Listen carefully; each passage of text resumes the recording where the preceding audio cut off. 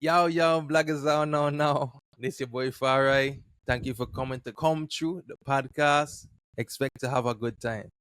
Always. Y'all already know who it is. If you're watching, then you can see. If you're listening, you already know it's a luxurious. It's Mr. Deshaun Webb. We are accompanied. I see my boy smiling and laughing. It seems like a hater is in the midst, No, man. no, But man. we I always get excited just to hear this intro. It'll be the highlight of my pod day. but we have the voice of reason, the voice of the community, Mr. Brian Peterson. Yeah, it's good And to then be we back, have ladies and gents. a little unfamiliar face to the Come True squad. Hopefully, she becomes a familiar face. But we have the beautiful, the charismatic, the positive, the forward thinking. Right now, she serves as the Congresswoman. The Congresswoman's Miss Stacey Plaskett. For those who know, she's the Congresswoman of the Virgin Islands. She's the communications director. And from my experiences, we haven't had a lot, but just from my few conversations, I'm like, okay, nah, she's full of energy. Just the first conversation she instilled so much energy into me. I'm like, you know what? Facts. This is gonna be fire. We have Miss Tionee Scotland. Thank you for coming and joining us Thank, on the Come True platform. How are you feeling today? thank you so much. Well, it was a very warm welcome. I'm feeling really great. I've been really looking forward to this conversation. And both of your feet, Webb and Brian, you guys are super new, but Tafari I've known for quite some time. His mom, Miss Nelson, was actually my algebra teacher in seventh grade. Oh And wow, a I did not know that. mhm. Yep. Miss Nelson, she got me all the way right because I did not like math. Oh my God. But yeah, You used to go speak the word, right? definitely. I still do. Okay, yeah. See? And Small my world, mom used small to go world. there too, so I remember you from when I was youngin. I think I was maybe in elementary school. Yeah, Hmm. when we were at Speak the Word, so I remember you from there as well. Yes. But we have a banger today. We have a banger. This has been a long awaited interview Yeah. slash podcast slash conversation.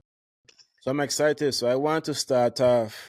We were just closing out mental health month as a whole. It's still men's mental health month as a matter of fact for those who don't know that. But I want to start off with one of the things you had mentioned when we were talking was the importance of telling your story in order to heal and to grow. And I think that's something that we need to really highlight and educate others. And you don't have to hold everything in, especially for men.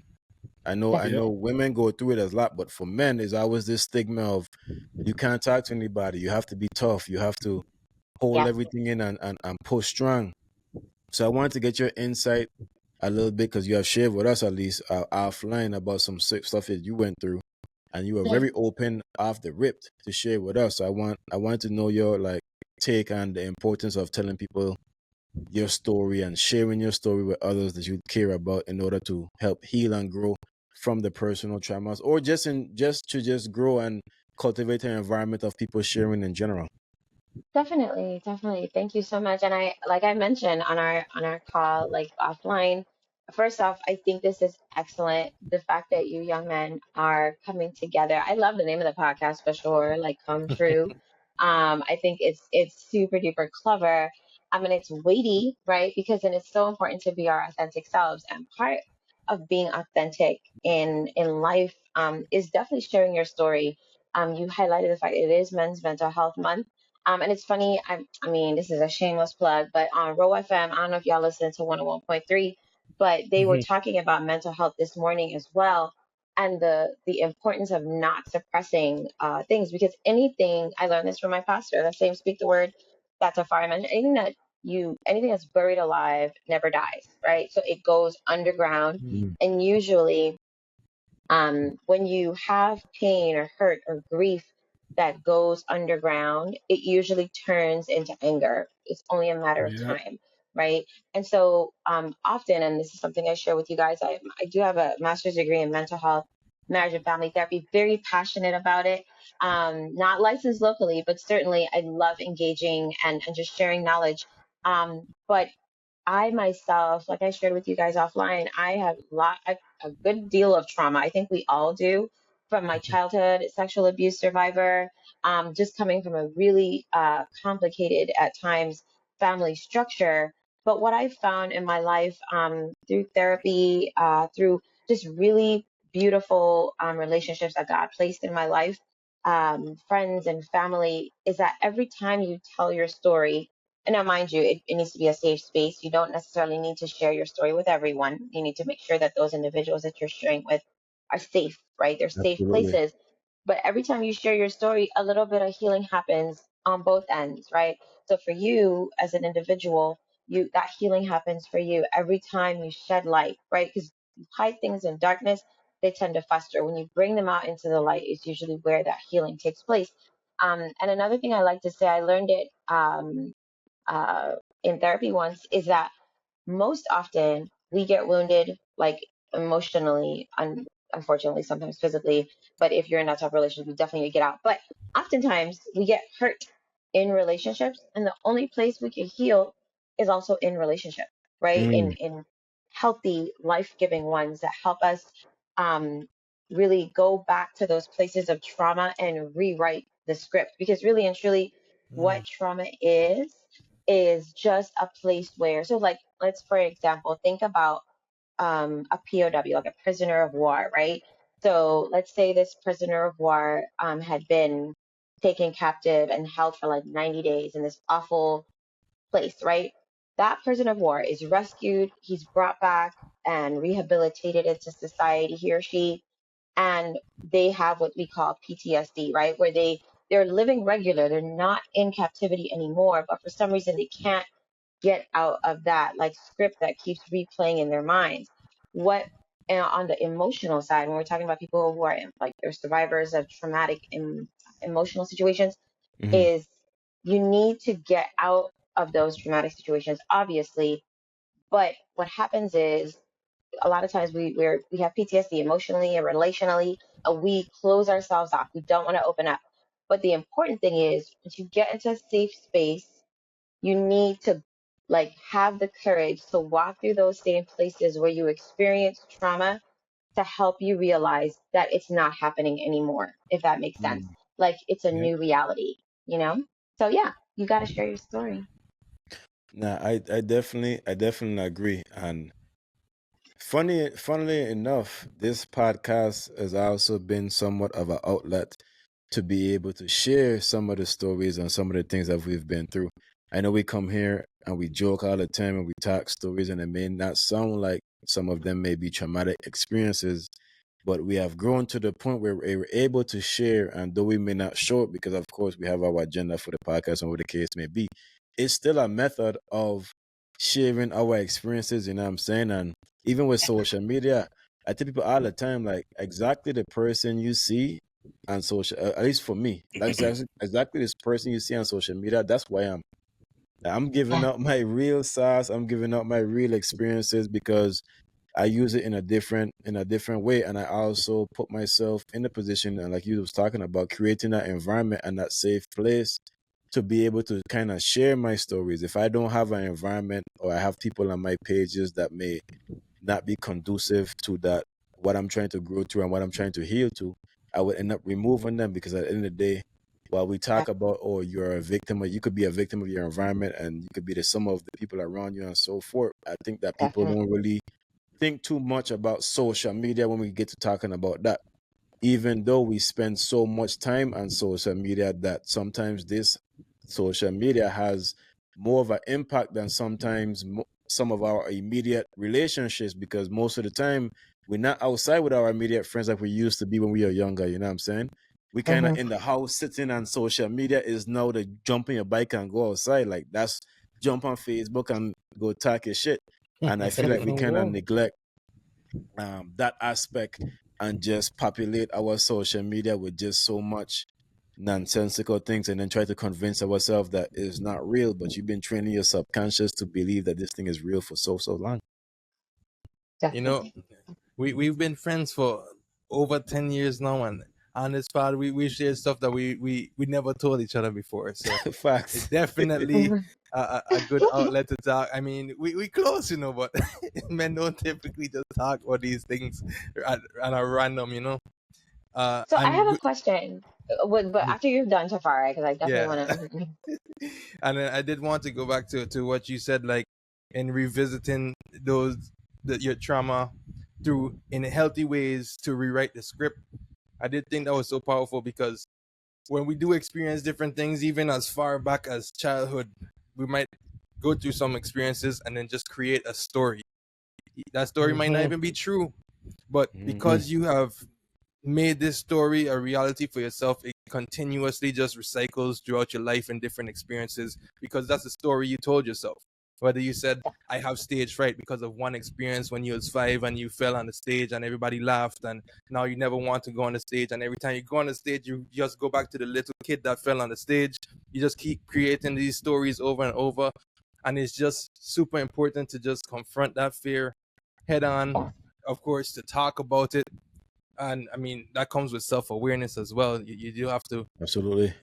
reach to that point where you identify that this is an issue for you and that it reoccurs in life, but attacking that fear head on so that you can rewrite the story, because at the end of the day you are the author of your story, so you have the power to Definitely. change that story on a whim whenever you choose to. But it's to reach to that point of realization that you are the power of you are the author of your story. So I thought that Definitely. was really powerful. I think I did want to ask as you guys, just like I mentioned, I think it's so powerful that you guys are, as young men, the three of you, really creating a safe space for each other and then for so many others to be able to share. But I'm always curious because I know culture says like, and I've seen it myself, I have five brothers. I know that our culture, especially Caribbean culture, raises us to be like really tough. Like you got like strung up your back. You can't really like, cry. And Right. I think it extends to girls, probably not as much, of course, as boys. But I wonder, what is it specifically? Is it that our culture that makes it so difficult for you guys to share? Because girls will get around each other and just one of my professors used to call it circular communication. Like he explained in his theory, women communicate in a circle and men communicate in a straight line. Like y'all just want to like get to the point. Listen, we got time to do all this circular, yeah. Like we need to hurry up and That's get to the point. perfect. Mm. But we will like just we'll be talking about the same thing, circle back to it, come on back. But for you sharing like the things that might make you fearful, the things that hurt you, what is it that makes it so difficult to communicate it to those people that you love or you're in a relationship with?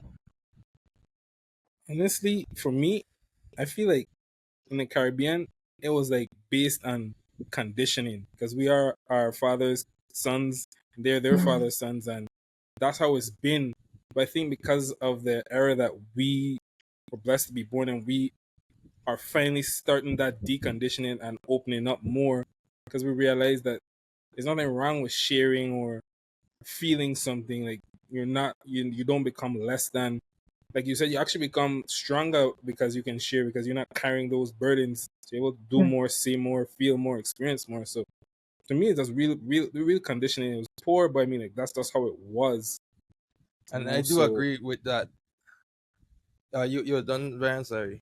no, Can I I? like the back and forth. Go ahead. Okay, so yeah, I would say it was definitely conditioning, not even just by parents or your father and your father's father, but in Mhm. school, there have been times where I may have expressed something I felt or expressed my emotions to a girl, and it was like, oh my gosh, you're so Oh, sensitive, you soft, you a bitch, this, that. It's like, geez, am I just oh saying how I yeah. feel about this situation? No, you're a boy. Don't tell me that.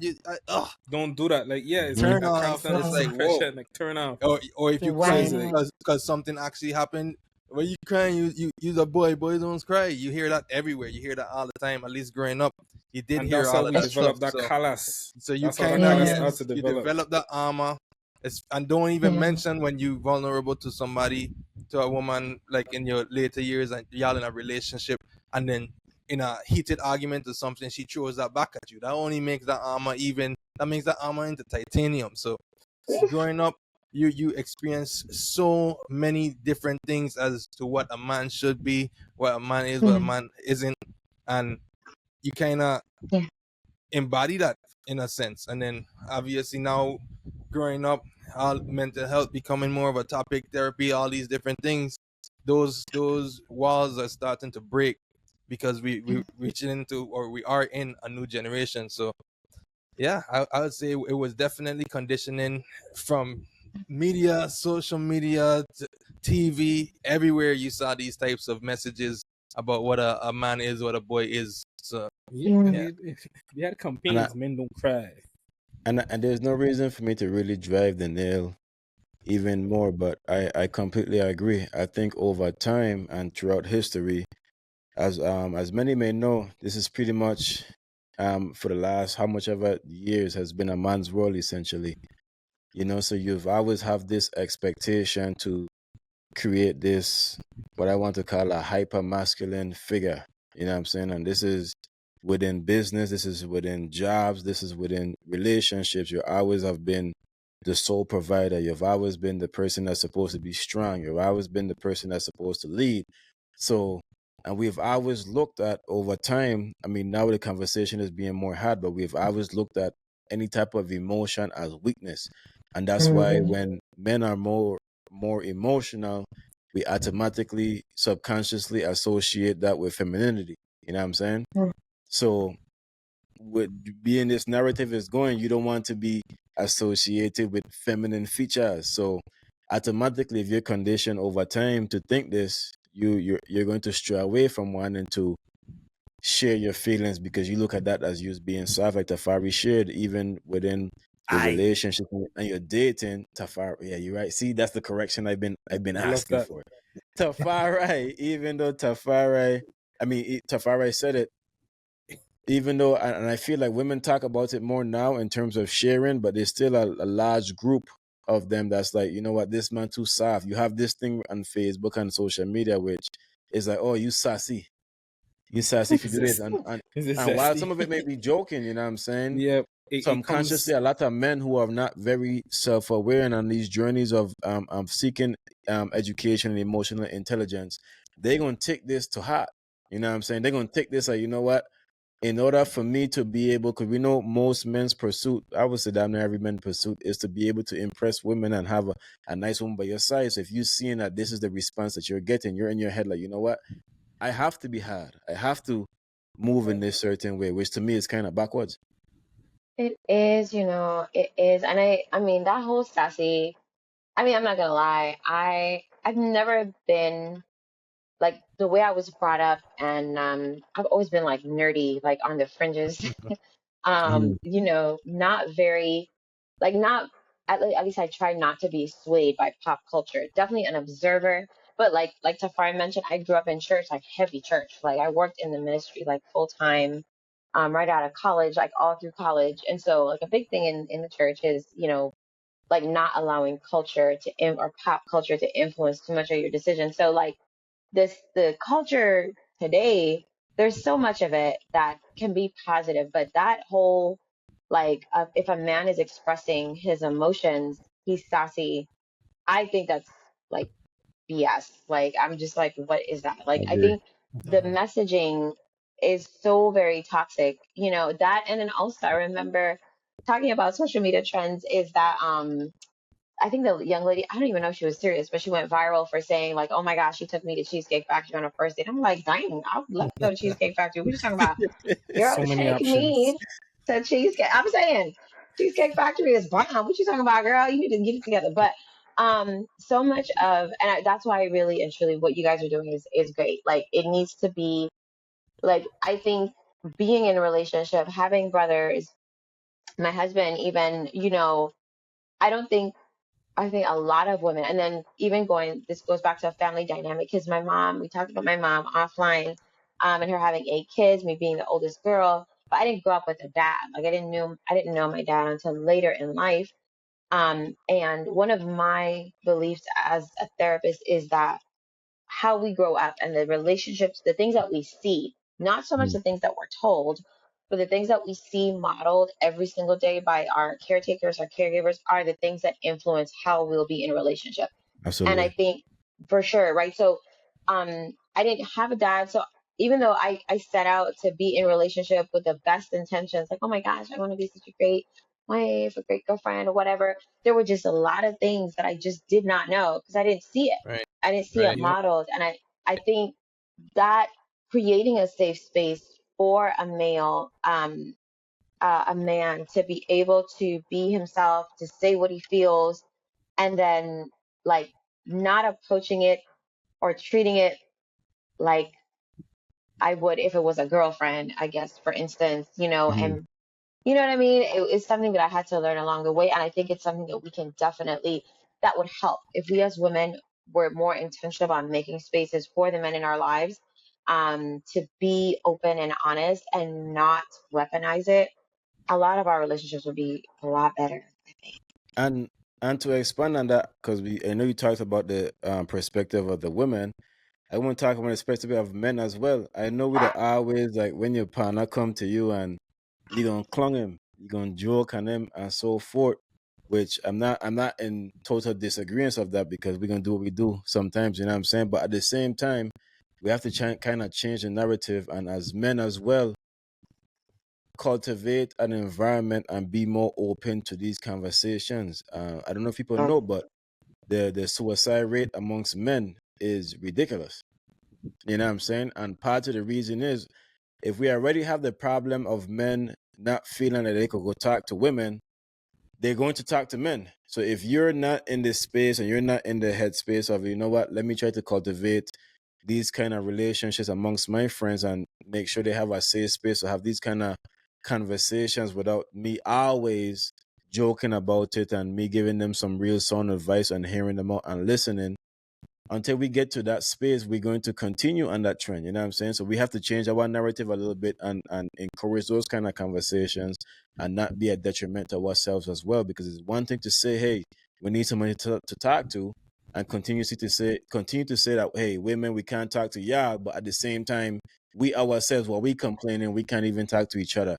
In my opinion, that's kind of hypocritical. So we have to Yeah. essentially work on that as well. Like the Fiery share, we could sit on here and Aye. oh my God. Like, Yeah. all Yeah. right. Yeah. Yeah. We can sit here and talk about these things, but we need to do this on a mass level and we need to cultivate these kind of relationships. And I plan to, and I know the guys plan to, and I know But you plan to be proponents and really be the pushers and the drivers of this new initiative to be able to have these conversations and let's have a little bit more focus on mental health amongst men and women. And I With do that, think it's starting to shift. That I agree. agreed. men taking each other a bit more serious when it comes to serious topics. You see that, like you said, suicide rate. Sometimes now we at the age where a lot of people around our age is the ones that's doing these things. So it's a lot more serious. I think we take mental health a bit more serious. Obviously, we still clown people a little too much. Leave that sob shit at home. Go talk to a woman. Yeah, but I think that it is slowly starting to shift. But we could definitely help to expedite that whole process just through what we're currently doing and just to keep it going and build our audience. And yeah, the work is working. The work Yes. is working. Yes. Um, I think that's a perfect way to just go into some of the healthy coping strategies that you can implement after having the negative experience. And I'll go ahead and share my personal experience. I experienced that I haven't shared and with my pandem as well. So this is a new for the come true pod. So at one All point, I Story mean, right. alert, story Fresh yeah, alert. we tea, all about hot tea, exposing hot ourselves. tea. So at certain points, I've been through a lot of mental health issues, and especially after when I had my motorcycle accident. So Mm. one of the things I started to gravitate to after that accident was pills. As a matter of fact, I was addicted to Percocets. A lot of people don't know this, but I was Mm. addicted to Percocets to the point that after my prescriptions had run out, I had a friend who he had a connection to be able to get Percocets on the streets.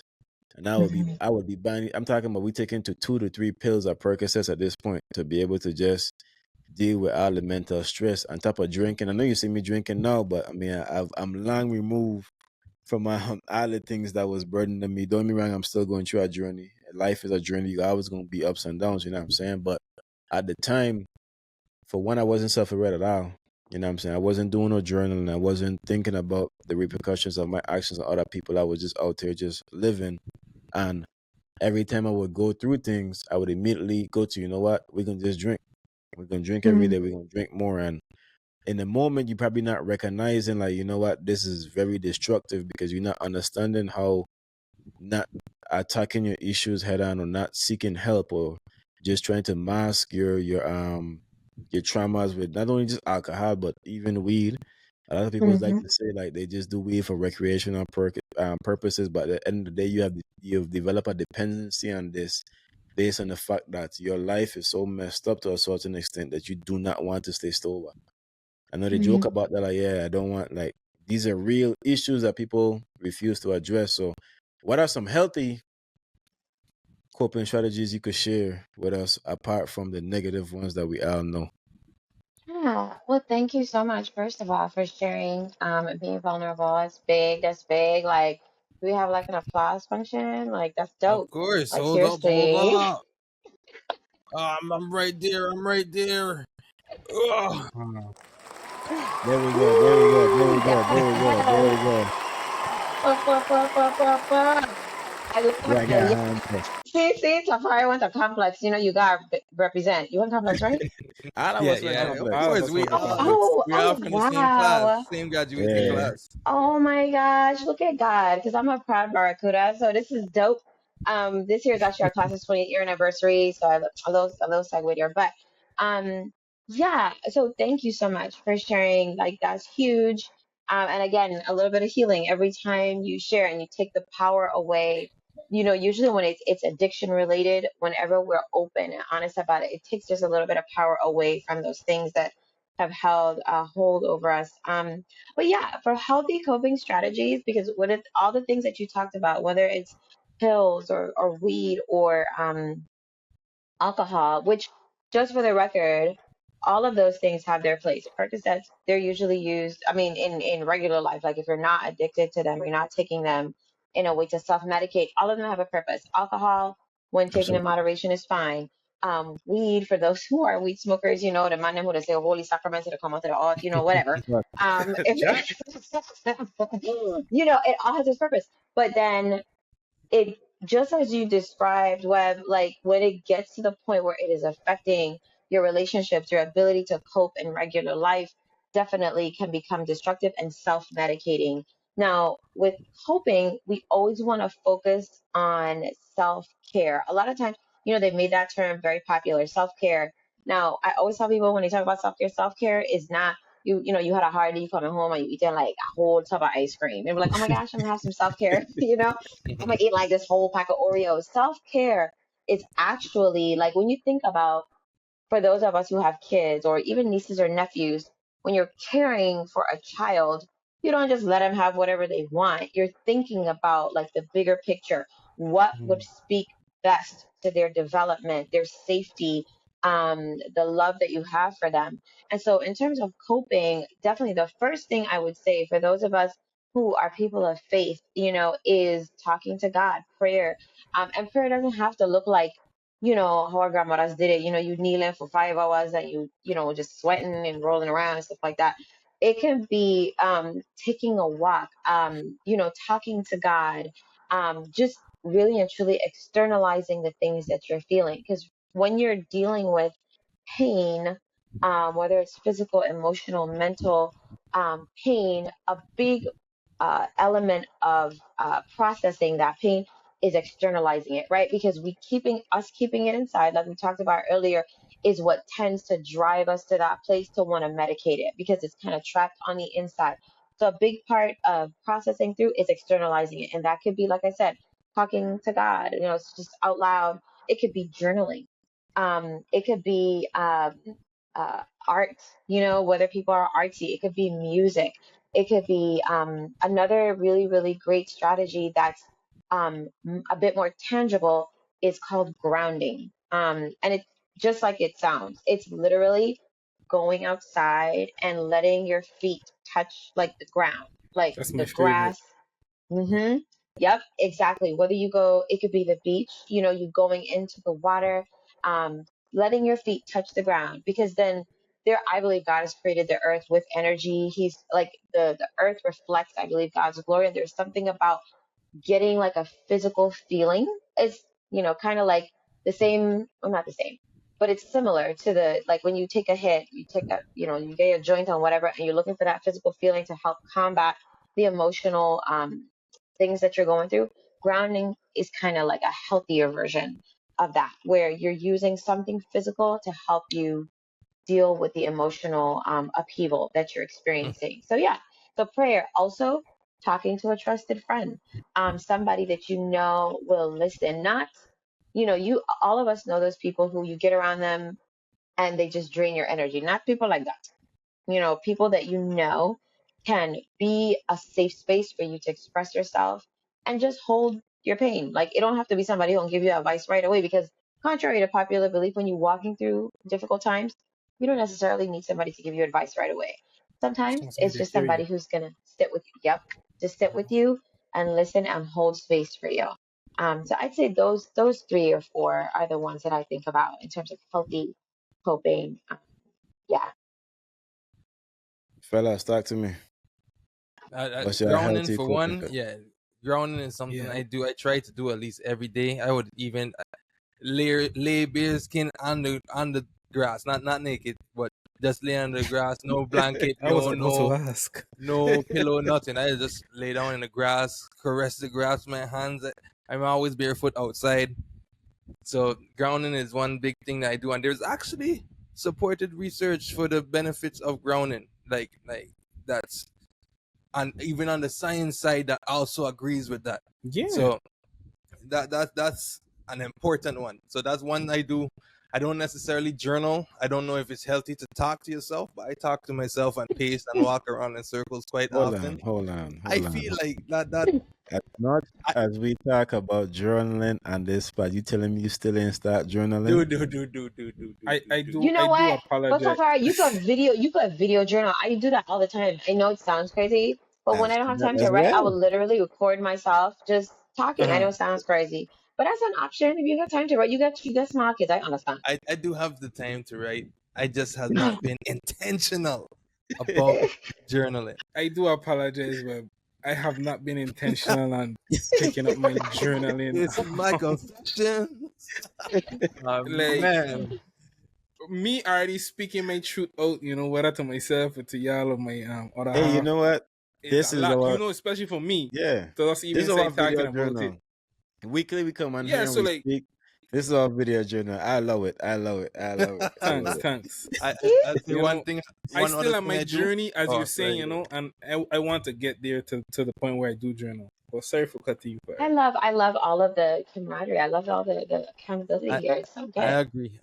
I always hear journaling is a great way to express. I mean, Webb is a heavy advocate of it. So yes. sorry, Webb, but I also try to talk to my wife more about anytime I'm feeling down or things like that. I tend It's not to good. get in a down space these days. Obviously, the roller coaster of life. Eventually, I'll be hit on some tougher days than others, but I definitely try to go to my wife and just speak, or tell her I ain't feeling good. If she asks, I'll tell her. Yeah. I do sometimes still not mention it if I did have a bad day, because she home with the kids. She'd have a tough day. They could be a little tough on her, so I try not to burden her all the time. But Yeah. Mhm. yeah, I do at least try to make an That's attempt at good. times.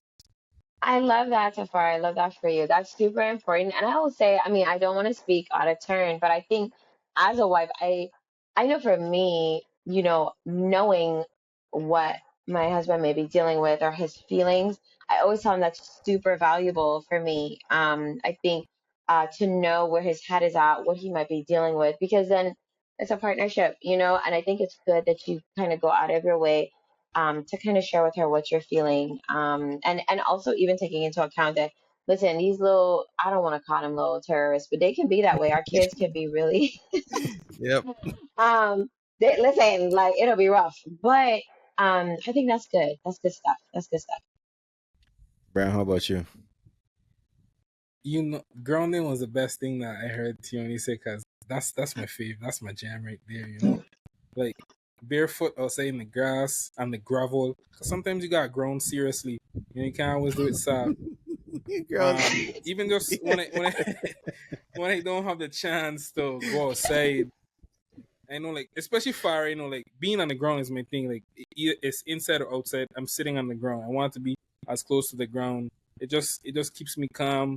You know, it's like a Yeah. side space for me.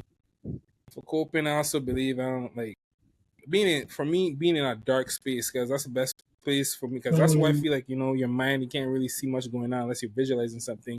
And just talk it out with yourself, get it out, and then when those two things don't work, I think then I would go for the interpersonal thing. I always try to like nip it in the bud for myself.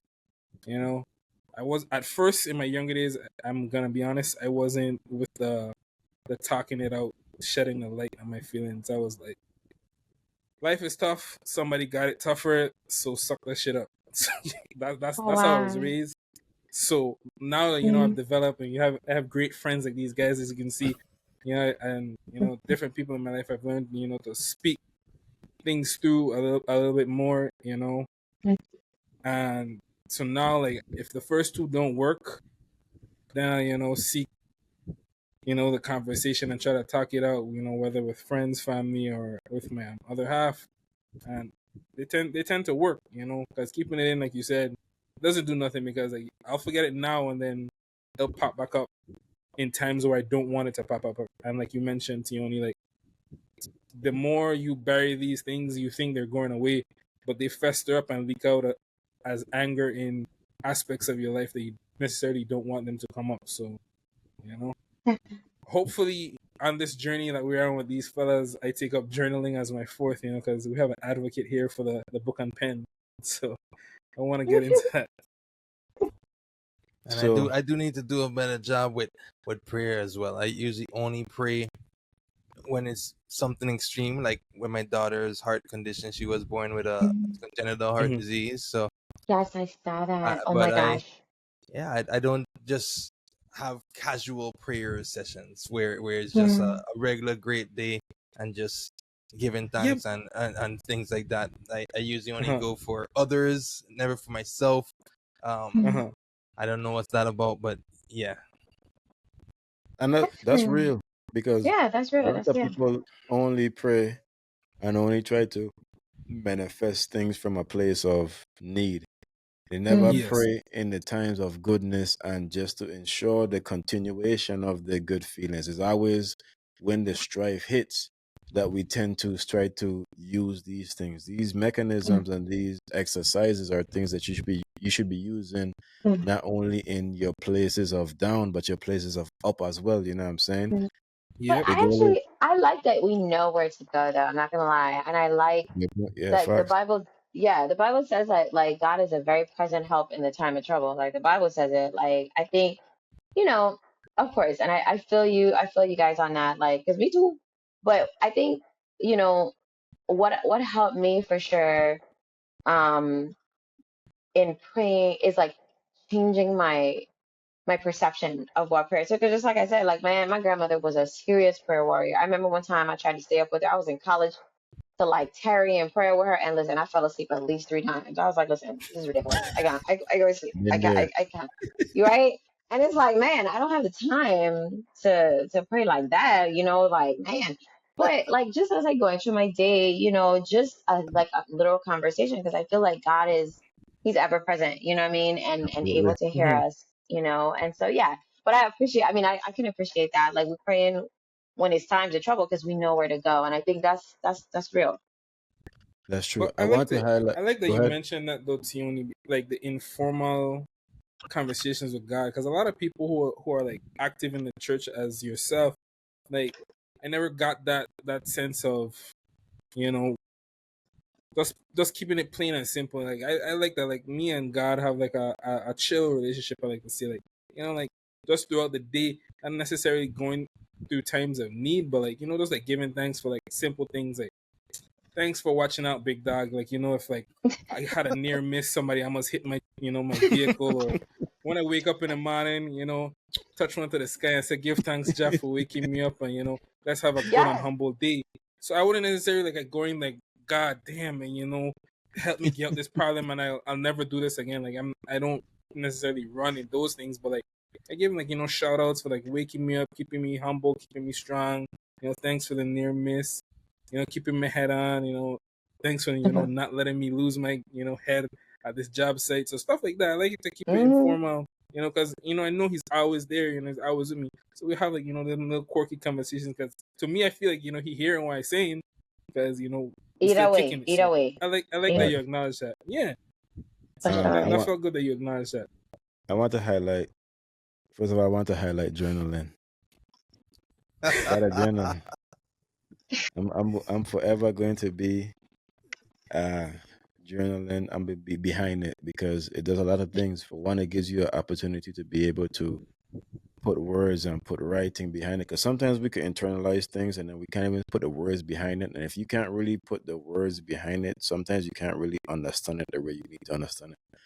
So when you start to actually go into journaling, whether it be written or just video, now you have to kind of understand the feelings. You're forced to understand the feelings a little bit to be able to put it in a way you could understand it on paper It's or true. video. Mm-hmm. So it forces yourself to think about it a lot more. And on top of that, like I've talked about on another pod, is it now gives you a chance to reflect, because now you can reflect on where you have come, and now you're able to count the blessings and see like, hey, though I'm You going can through really something see now, it. look how far I have come from this point where I'm at, and that gives you a little bit more resiliency and give you a little motivation to get through what you were trying to get through at the time. So I will always pong journaling. I can keep ponging Well, it. my body coming up, man. Send me a journal. Say less. Say less. I have one. I have one. I plan and Send me a journal. everything. I I get want you. a I Listen, get fancy and you. pen. a little plug for online journals because I love journaling, but my handwriting, like I don't write like with my hands nearly as fast as I type. So I have an online journal. If that's helpful, y'all, because you be on the computer all the time. Never I know I considered wouldn't, that I wouldn't Journal before. open up app. my laptop today. I know myself. Journal I need a app. book. On There you go. Apple is fire. It's fire. It reminds you that you need to journal during the day. You could record videos. You could put where you at. You could take a picture. Everything is For in that sure. journal app for sure. Share the link. Share the link I get you. I'll put a link in the in the description comments as as well. well. Yes. Before we move on, the other one I want to highlight is therapy. You know what I'm saying? Sometimes you can't get through it by yourself, and you may That need is true. that. You may need that extra help to help you. Well, you can, but you need that extra help of somebody in a different perspective and somebody who have dealt with. I tell people to look at therapists as people who have they're like Superman in a sense. They have so much a bank of experience from so much different people that they've dealt with to be able to come and help you. So instead of you fighting a war against depression, anxiety, all these things, a 1-on-5 war, you could recruit a therapist who have at least 2 belts. So now it becomes like a 3-on-5 Captain war, a Planet. 2-on-5. You know what I'm saying? It becomes a little different. So I'm always gonna be a big advocate for therapy as well. We have all been on this podcast. And before I move on, I want to talk about back to the marijuana as well, because I know it's a popular topic. And I know even though I said that you could use it in a negative way, I'm not going to sit down here and say that you can't use it in a positive way. I've grew up in a household where marijuana was for religious purposes to an extent. It wasn't just smoking for casual reason. You're smoking for purpose in terms of you're going to work or you're going to do something. If you're somebody who are self-aware enough and you do decide to use that as your coping mechanism, do use it and still do some of these things. So use it and then go ground yourself and talk about these and think about these things. Use it and then go journal. Because I tell people all the time, and this is just my personal opinion, you could chastise me if you want, but I feel like marijuana and these drugs enhances what you already have going on in your head to a certain extent. So if you go into it with the intentionality of trying to help yourself and trying to focus on thinking about your problems, maybe it does slow down the world enough for you to try to internalize what you have going on and then put pen to paper and be able to Mhm. write it out or be able to talk to this person or whatever it needs you need to do to get over to the next step. Just don't make it a crutch to be a distraction, but in turn use it as a tool for freedom, you know what I'm saying? To be able to get you to the point where you don't now gonna need to use it and you know understand what you have going on and you have a better understanding of what you got going on because you were slowed down. The anxiety is not affecting you as much. The lack of sleep is not affecting you as much. So now you can think clearly. So just be mindful. We always talk about being intentional on this podcast. Intentional. Just be intentional when you are using some of these things as well. You know what I'm saying? Any more to add on that, or I gonna pivot? Pivot. All right. So, want to jump into a little bit about relationships, man. Of course, this is the most trending topic in America right now. The relationship dynamics, marriage dynamics, who ain't shit, who is shit, infidelity, polyamory, monogamous, everything going on in the landscape of relationships. So definitely in 2024, the culture has shifted greatly from the time from of past. So Tionee, I want to start with you since you are a special guest. How do you think like the culture shifts have changed the expectations in relationships? I definitely think there is an element of so the culture shifting, I think, has done a few things. I think number one, it's exposed things that have been going on like all the time. Like it's like things that Fuck. have been going on. Like there was a saying that goes, "There's nothing new under the sun." I think that a lot of these things have been happening. You know, like we all know. Like even we were talking about right at the very beginning, about we know sometimes we have fathers, grandfathers who have like 10 children across 4 different women, or Mhm. things like that. So I think that, I mean, it could, I don't know if you'd call it polyamory, but like for instance, my grandma, she and my grandfather were married 58 years. They had 12 kids together, and he had like 13 outside, some of them born the same Sheesh. year. You're I know, it's going crazy crazy. times, crazy times, crazy. But like my grandma knew, like she knew the lady that my grandfather, like she knew his side thing. Like she knew. Now I'm not saying they were friends or nothing. I Mhm. don't think anything was going on together. God forgive me, grandma, I love you more. But God rest her soul, and my grandfather too. But I think, yeah, in that sense, I think that it's brought things to light. Another thing that culture shifting has done, is elevated women's rights, right? So Absolutely. now, mind you, I have a little bit of a disclaimer. I do think that the feminist movement, or the feminism movement, and this is my personal belief, not, superintending this on anyone. I think they've taken it a bit to the extreme. But I think culture shifts they've elevated women's rights, but then it's also given women and men a bit of a license to just pendulum swing. So like just going to the extreme. So think Kevin Agree. Samuels, and just a whole bunch. And I, just for the record, I don't know if y'all are Kevin Samuelites, but I am not a fan. Now, mind I you, like I that name. think, listen, I think that there are some things that he would say that were truthful, but his delivery was trash. And then I Mhm. just think his definition to me of a high value man, I did not agree with. Because to me, a high value man doesn't necessarily have to be a man with money. He just needs to be a man with vision and integrity. Mhm. His definition of a high value man, because a man, my pastor used to always say, like, you don't necessarily need to marry a man with money. You need to marry a man with vision, because money follows vision. Provision, like God will always bring provision Man, to a man that has vision, like straight man. Dwayne and Whitley type stuff, right? But I think for sure the culture shifting has brought a lot of things to light, elevated women's rights. It's also elevated men's voices too, because in the relationship space, we know women were, I like for many years, the 99% of the people who were paying attention to relationship talks, relationship videos, relationship anything. Ah, What I women. will say, right, very much heavily, but now Kevin Samuels, I think, represented, although I didn't agree with his methods, I think he represented like that voice that men were missing in this space, which is why I think a lot of men gravitated towards it, because there was never anybody really advocating for the men to say how they felt, what they needed in relationships. Well, I think it's very needed. It's just that Kevin Samuels just took it too far, in my opinion. And just to add to that, like, that same sentiment of men not being heard in relationships and just kind of being lost in the shuffle, would be like most times when you ask a man, like, let's go to therapy, baby, and he'll be like, nah, because he's just going to take your side, which has definitely been, I think, unfortunately, a reality. But yeah, but that's what I would say. It's elevated women's rights, elevated men's voices, and exposed a lot of the things that have been going on. And of course, the culture of chatting, you would call it chatting back, all those things. I definitely Mhm. think it's glorified infidelity and, kind of sightings and all of that stuff. So those are my thoughts. Because you brought it up, you made a good point. There's certain things I agree with what Kevin Samuel say, but at the same time, there's certain ways he goes about saying it, and I feel it could be destructive to just the complete audience. But as a person who's been in marketing and sales, I could kind of understand why he would go about doing it because he know he's gonna drive a reaction.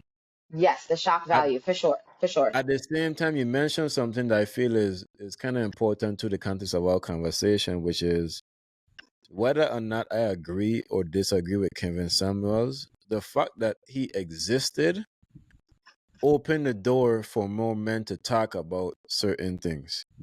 Definitely. You know what I'm saying? That's just me looking at it as a blanket, just not negative or positive. Just looking Yeah, at it as, okay, you know what? More men are talking. So let's talk. So at definitely. least we get into that. But I will say, based on that, there's a whole and we know negativity can always carry, but there's a whole bunch of pages where now, Hmm. like you said, it's taking an Kevin Samuel extreme likes turn. on that. Yeah, extreme Yeah, is where it's of taking the. an extreme where I feel like the conversation could, while it could be good, it could become very destructive based on the fact that we're all on social media. That means that people who are um I don't want to disrespect anybody, but to say the people who are intelligent and the people who are not there yet. You know what I'm saying? So Mm-hmm. you commingle everybody, and now it becomes a big internal mess, and then you lose the ability to pretty much think for yourself. And you kind of, if you're in the middle, you kind of confused as to which direction to be able to go.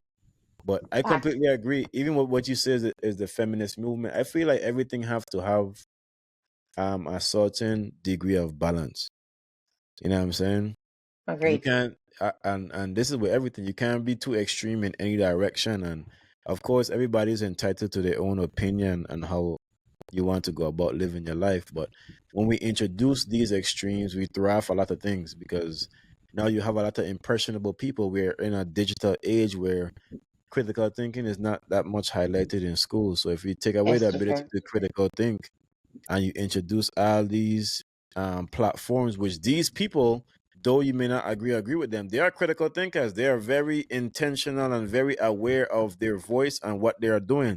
So you introduce this to a culture of human beings and children and teenagers who are growing up, who are not getting that same, because most of the creators are our ages, you know what I'm saying, and above. So you introduce this to them who are not getting that same foundation of critical thinking, and they become very impressionable. So now you could form almost like cult like followings. It's kind of crazy that we can Yes. even say the term Kevin Samuelites. Like, that's insane. You know what I'm saying? So Mm-hmm. imagine how many people are being impressed by these things and going about these things blindly. Then we add into the fact that we're in a culture where not much people are understanding values. They're not being taught values because our parents Mm. and even some of us who are the parents right now are going through so much things economically. We're going through so much things personally and traumatically that we don't even have the time to sit on here and sometimes instill these kind of values in our kids, or we ourselves haven't had the opportunity to instill these in ourselves. So we're not even sure how to teach our kids these things. And then you introduce all these creators in the social media era. This is why we have these man ain't shit, woman ain't shit, cheat on this, Yes. cheat on that. If a man cheat is cool, whoopty whoopty whoopty with that, and then nobody know how to think. That's my 2 cents. Mingle, I just went off just now. Sorry. Facts, though. Facts. So one not there yet. I'm definitely gonna have to use that at some point. If they don't get it, Yeah, that sorry. one, that was a You're just not gem. there yet. You're not there but, yet. but I I will love say, it. Yes. uh, 2 wheels definitely on a 4-wheel bus. this Yep. man versus woman trending. It seems like it's been trending for the last 3-4 years. I mean, and Yeah, even it's For been beyond going sure. that, crazy. because it started. I'd say it started from the rap and how they always used to call these women bitches hoes and always Yeah. have this player type mentality, but now it's translated to the day-to-day conversations on social media, and then these platforms with the extremist men and then the feminist woman just clashing at it over and over about these different topics. That's it's super trending. Everyone is watching Mm-hmm. it, so it's like it's just taking over the world. And like you said, with the impressionable minds, they people are seeing this that's not critical thinking or not there yet, and they just their minds are being impressed upon those Fact. ideologies. So Yeah, facts. Yep. it And creates just more rolling with of it. a Rolling with it. yeah, it creates more of a strain between both sides. And then, like Tionee said, with women gaining more independence, women getting the money up, women doing the thing, you start to see that a lot of men ain't doing the thing. So then, some Mm-hmm. oftentimes in the pools that you in, which might be a you problem when you're in the wrong pools for so long, Mm-hmm. True. you realize that there's a lot of people that just don't have that vision or don't have the mentality that you're looking for. You probably the breadwinner as a woman because now you're in a lot of these spaces that you weren't allowed in back in the past, and that creates a whole additional step to the strain between men and women and these relationships. So it's a lot of things going on. Like I did say in past pods, there are still good women and good men out there. You just have to step out your comfort zone and the pool that you usually in. But yeah, Agreed. a lot of things are against us when it comes to healthy relationships. I would say that as well, Yeah, especially when the negativity is what sells on all the mainstreams. it's true. Brian, what do you have to add, if anything? Ah, this one was interesting. I like what Tionee mentioned with the because it's a big thing that affect like how relationships have changed, and it stems, I guess, from the women regaining that control because men have just been men, for lack of a better, men have just been men, and the control we had over women was just outrageous. That feminine movement took it, but it just went into overdrive, and women just got excited. So what's missing right now is like the lack of mystery between a man and a woman, if you know what I mean. Mm. It's like in certain spaces you have access to everything about a woman. You can know her whole story, whether from how she thinks to how she looks. There's nothing new for me Mm. to gain. I can see it all and I know it all because she posts it all and she shares it all.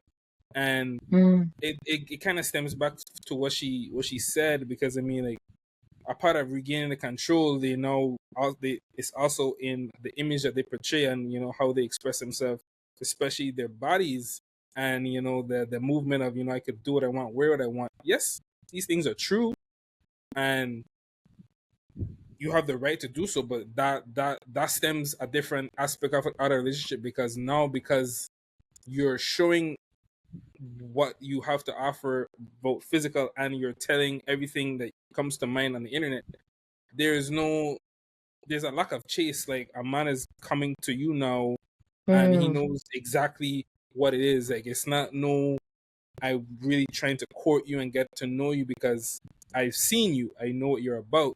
So it's like it's Mm. different from what it was before, where, like, if I wanted to know you, I had to come and talk to you. Like, I know everything about you before I even speak to you sometimes. So Mm. the mystery, I would say, is one of the biggest things that have changed in Mm. relationships, like how they're developing now. Yeah. I like that. I actually like that. Thank you for sharing that. Brian, sound like Yeah, you want to there's take this spot to a place. You want to take it there, I want it.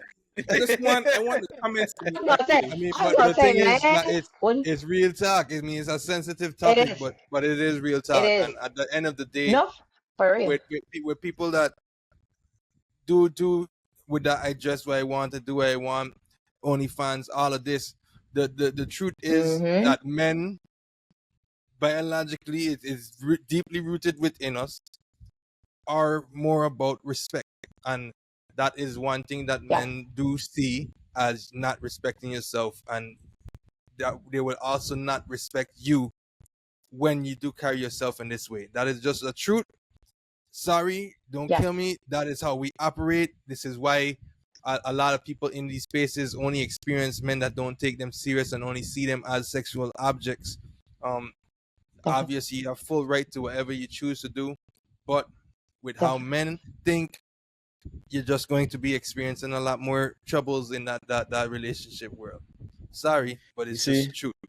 So a part of the thing I believe is we have gotten to the point where we don't understand that consequences is consequences. Whether you Yes. think you're doing something good or not, the consequence is going to be the consequence. You could do something Yeah. great and feel the greatest thing about it, and then the consequence come and is not exactly what you expected the consequence going to be. And I Yeah. feel like sometimes that's what we end up complaining about. Like, yeah, I did this, and then the reaction wasn't the reaction I wanted, so now I have to complain and have gripe and start this whole movement behind it. But at the end of the day, the consequence is the consequence. And It's true. when we talk about certain relationships between men and women, unfortunately, not even unfortunately, it just is what it is. You're appealing to somebody else, really and truly. Not you're trying to do it, but the beauty is in the eye of the beholder. You know what I'm saying? In that sense. Mhm. So if the marketplace is saying this, no matter how you feel about it, to be honest with you, that's what the marketplace is saying. Now, if you're going to go against the grain, just be comfortable and be glad going against the grain. There's nothing wrong with that. You know what I'm saying? But don't come and then try to complain too much about what the marketplace is essentially, in my opinion, what the marketplace is telling you. You know what I'm saying? Same thing goes for both women and men. You know what I'm saying? For sure. And when Tionee had talked about, I ain't start thinking about it because when Tionee talked about Kevin Summers' idea of what the high value man is, and we always, to be honest, we always essentially, when it comes to high value man, number one and main thing we boil it down to is how much this man making. Exactly. And if we're being really realistic, and I always a dude that I always talk about, some things is social media conversations. That's another social media conversation. Because the reality of it is, in the same breath that we say this high value man is how much he making, six figures, whatever the case may be, how much man out there making six figures for real, bro? Like, let's be real. And I don't see man having no problem still getting woman. So it goes back to the same thing that Tionee was talking about, where it's like, it's really about your vision and your ambition, and hopefully you do get to that point, but it's really about the vision and your character and those kind of things and how you could really lead, you know what I'm saying? Like, Yeah. I've been getting woman all my life. That's not to me to brag. Before niggas was making six figures, I never had a problem, but I've always had drive, and I've always had these kind of things. You know what I'm saying? And even sometimes, even when we talk about this, is a little bit sidetrack a little bit, but even when we talk about women always like the drug dealers and these kind of things. Though I don't agree with that movement, but if you really boil it down and bear it back, some of these same man them is the man them with drive and vision. It may not be directed in the right place. You know what I'm saying? But did it be really genuine? It's true. And they're very masculine, you know what I'm saying? They're very masculine and they stand on what they stand on in comparison to some others. So like I said, that's not me saying like, hey, go chase that kind of dude, you know what I'm saying? Because I have my own gripes about that whole thing. But I could see why some of the characteristics, when we start really boiling down to what a high value man is, and this is just not my personal opinion. This is more so our opinion of what I'm hearing from women. Because like I just shared, really and truly, I can't sit on here and defend and decide what a high value man is. Only woman could decide what a high value man is. The same way I feel like only man could decide what a high value woman is. You know what I'm saying? Because we are the people on the other end that's decide. We are the judges. You know what I'm yeah. saying? You could your self perception is one thing, but perception to the marketplace is a whole nother thing. You know what I'm saying? So that's just my take on essentially some of the culture shifts. You know what I'm saying? I know Tionee, you're about to get to something.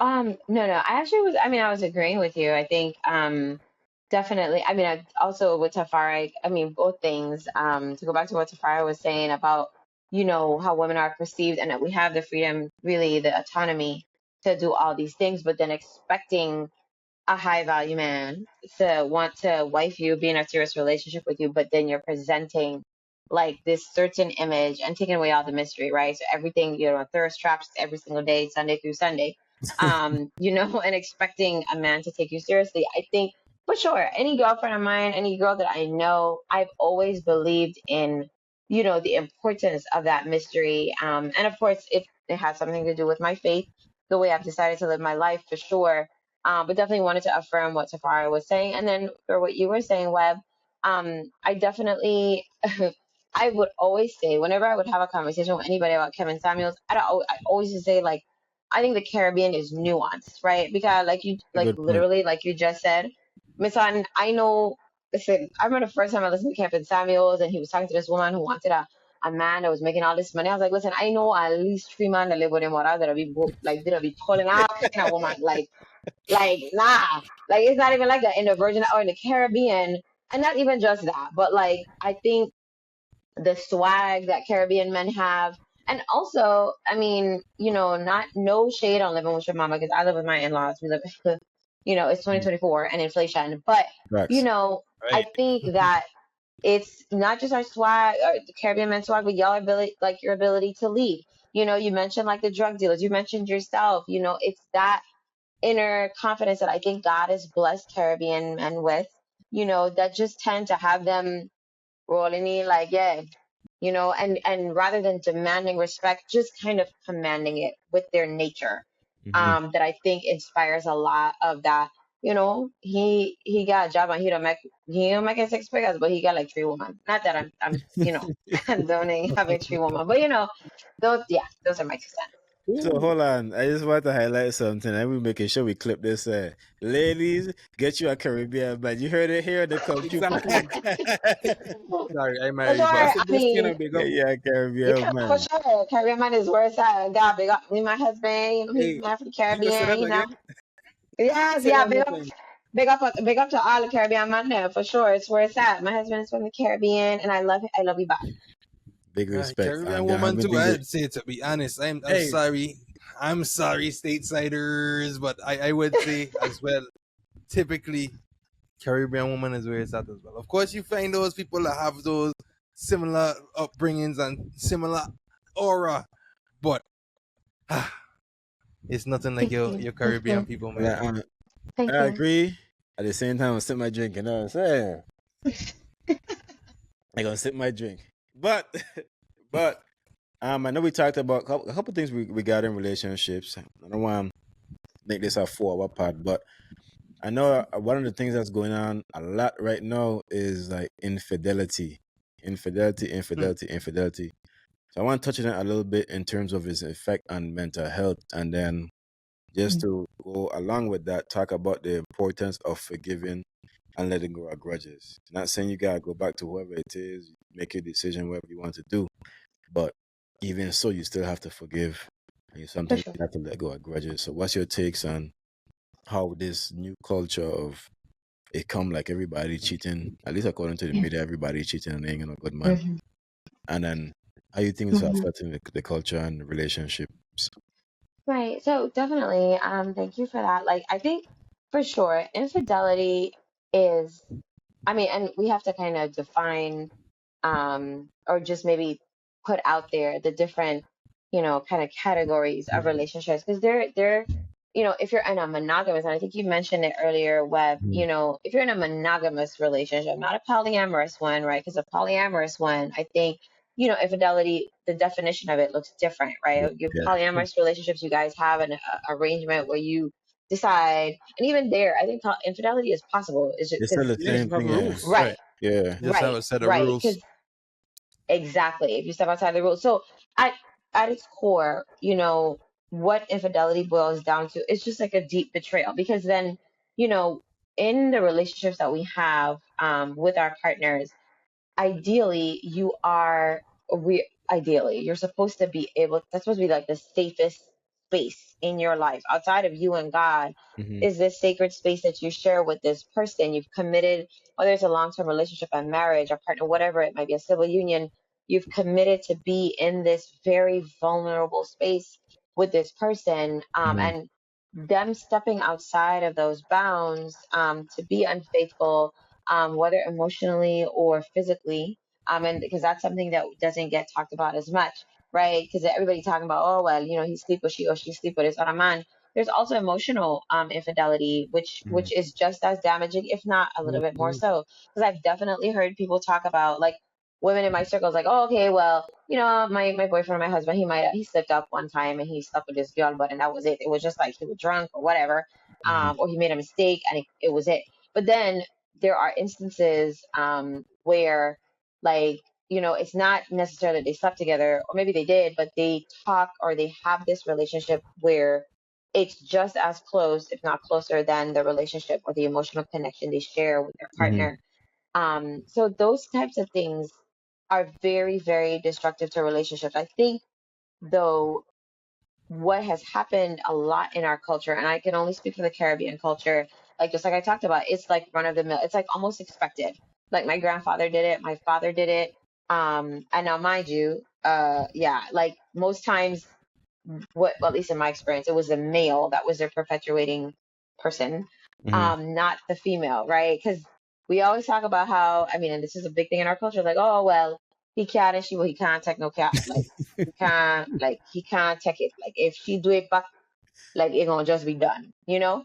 And I remember talking to a good friend of mine who said he basically explained, he was like, listen, the reason why this is his rhetoric, the reason why men can't take it is because for a man, and now y'all correct me if I'm wrong, my good Mm-hmm. man here. For a man, he could see a woman, just be lustful, want to sleep with her, smash whatever, and never think about her again. Whereas for a woman, in order for her to sleep with that man, she has to actually develop some sort of connection or relationship or decide like actively she wants to engage. And what he said, I mean, it kind of made sense to me because it's how I would think about it, but all of that being said, infidelity is deeply traumatic for whether it's a woman who's experiencing it or a man. I agree. Deeply, deeply traumatic. And I think very much I in my time of counseling couples, it was actually the number one thing that they would come into therapy about. Like almost every single couple that I saw in my year internship when I lived in Orlando was because of infidelity. And what I always tell people is infidelity. Oh, I see. Infidelity is not. It doesn't have to mean the end of your relationship. Obviously, we know. I think all of us know at least one person or one couple that has gone through infidelity, right? All it means is that what you had, right? The relationship that existed before the infidelity happened and it was exposed, whatever, it can never be that again, right? Whatever that was is shattered. Let's just call the word shattered because that's literally what happens.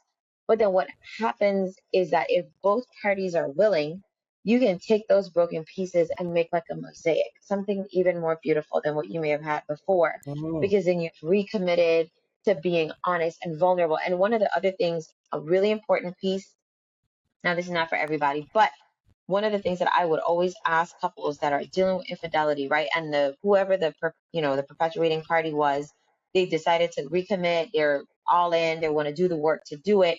The person who was on the receiving end of the cheating, that person has to decide that they're going to trust their partner again, because then that partner could miss on go from here to Timbuktu doing everything that they can do possibly to show this person that I'm here, I'm committed.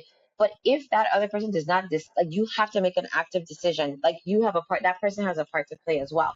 And then another thing that we look at is what were the conditions in the relationship before that kind of led up, not justifying. We never justify infidelity. However, we look at the conditions before, because then there might be something in that context that helps us understand why that person may have stepped out, not to justify it, but to help us understand what we might need to do differently. So yeah.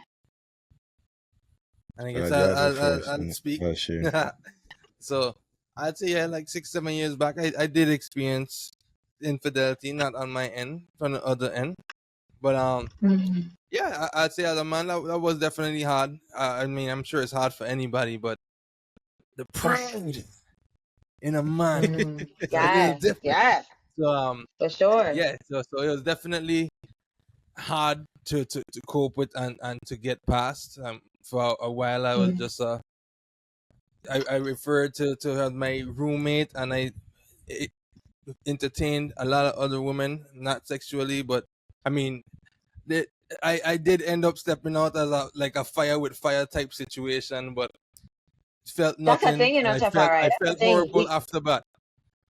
Yeah, that's the thing, you know, it's called balancing the ledger. It's something that we, in therapy, yeah, it's actually a thing. Like, usually when a spouse or a partner or something cheats, it's almost like biological. You don't feel like, listen, I gotta balance the ledger. Like, I have to, Facts. I I gotta even count had back, you know? somebody to digress slightly. I even had somebody tell me, a guy tell me, him and his friends, they had this rule that when you get a girlfriend, you have to make sure that you go out and cheat. That way, if she does cheat, y'all now You on the good? same balance the scales. So then you go out, you just to be one up all the time. It's just crazy to me, That's but bad advice. that is horrible advice, Oh, by the way. But yes, it that is. is Oh, what he said. damn. Oh Listen, but I man, understand. I understand. I understand. that's crainy. Thank you for sharing that, Tafari. Thank But you. yeah, I mean, it I came think to a it's point. amazing. Oh, yeah. Mm. I was getting back to. I was saying, What's but that? with all of that, it obviously it boiled down to what do you want to do? Do you want to stay in this relationship or do you not? And obviously my choice was to stay in this relationship. So then what would be this is like conversations I'm having with myself, not journaling or anything like that, but literally speaking out loud, pacing, talking to Mm. myself and what's the next steps. And it's like literally two different perspectives talking to each other. People might think I'm crazy if they was to witness it. But yeah, it would boil down to like, yo, the next step is that is forgiveness and to move forward. It don't make sense to keep tensions in the place if your goal is to be in a relationship. Let's move towards positive action and intentional actions. So eventually, obviously, that forgiveness and everything came, and like you said, those pieces that you put back together, sometimes if you do choose to have both willing parties and you decide to move forward, that picture It can look work out a lot more beautiful than it was in the past, and it could be even a stronger band than it was in the past. And it also or does force you something. Mhm. to self-reflect, like you said, not to justify or anything, but just self-reflect on where I could be better in my relationship as well. And similarly, on the other side, it forces you to just grow, bond, and become better individuals for a stronger relationship. And yeah, It may Oh, yeah. seem today it may I'm the seem crazy happiest to man people. ever, and I'm doing great. So yeah. Where's the Round applause? of That's applause. big. Round of Big. applause. That's big. That's big. All right. Yeah, Tafari. I love it. Like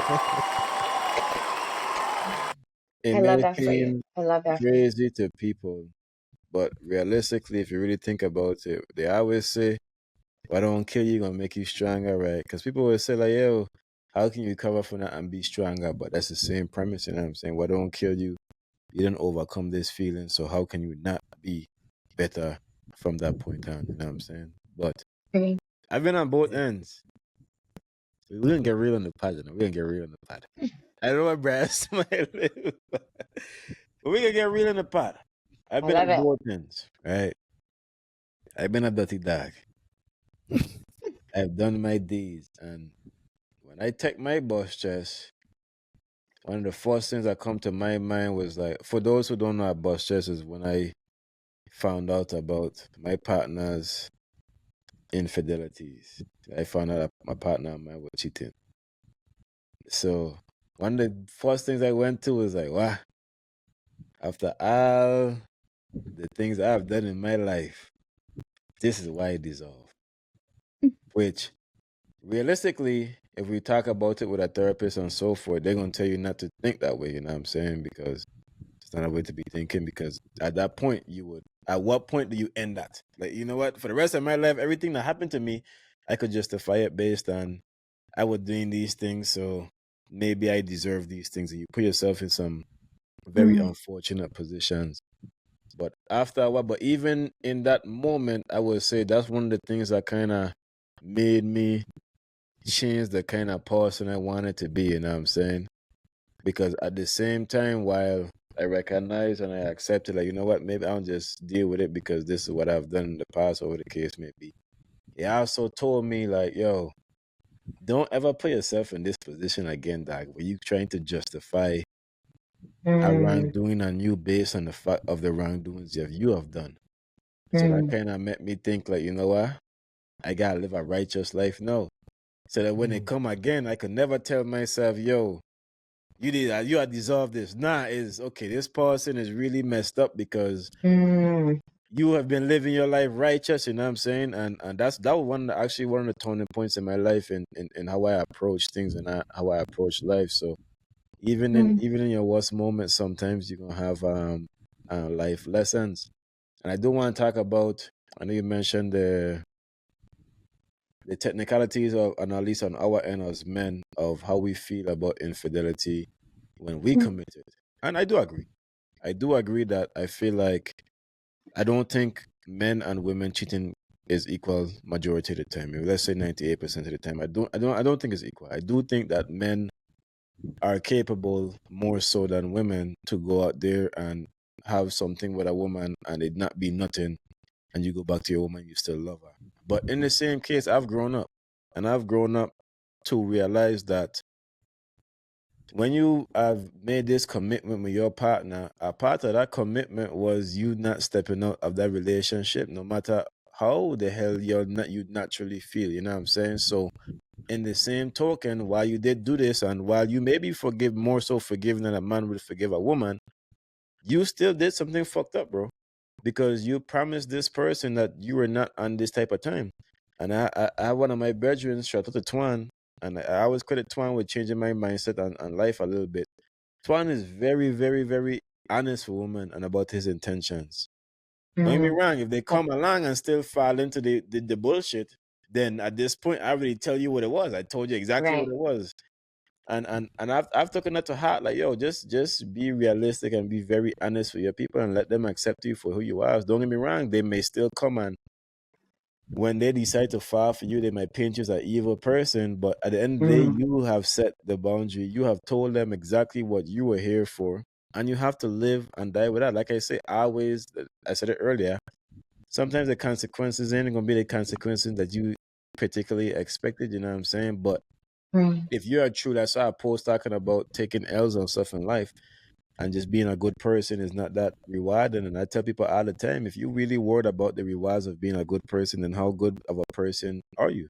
You know what I'm saying? Because being a good person is for yourself and not for a reward or so for life to come give me back some blessing or make me win the lotto. If I waited for that, I'm gonna be waiting a long time, you know what I'm saying? So you have to go out there and let's not choose infidelity, you know what I'm saying? Let's be real with our partners, and let's not do that. If you're gonna step out, hey, go tell your partner, like, yo, this ain't working out, or ask permission. And if you decide that you can't deal with that, I mean, it's so easy to talk about. Me so can't like it's so easy to talk about, but this is how we have to be living. You know what I'm saying? This is the reality of things, and I think it'll lead to a greater life if we take on these kind of beliefs. Some people gonna call me a hypocrite. They're gonna be like, "You talking about this?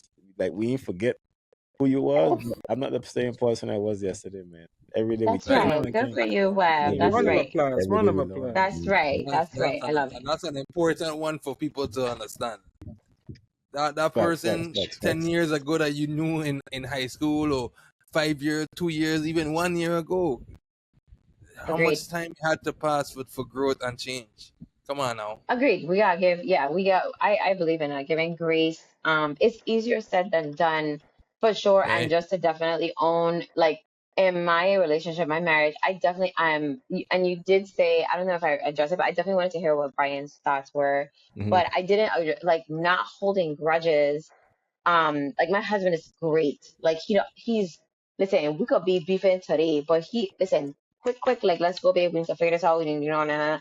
Me now, oh my God, I think I inherited it from my grandmother. Like, and maybe, yeah, like, seeing, like, like how we talked about earlier, like, making vows to yourself as a child, like, seeing my grandfather do the things that he was doing for so many years. And my grandmother she was a saint. well, she wasn't a saint, she was regular, but she like cooked his food, cleaned the house, cleaned like washed his clothes, like did everything for my grandfather, even though he was out in these streets, for so many years, And I remember as a child thinking like, nah, ain't no man gonna ever like never like not like -5, like nope. Mhm.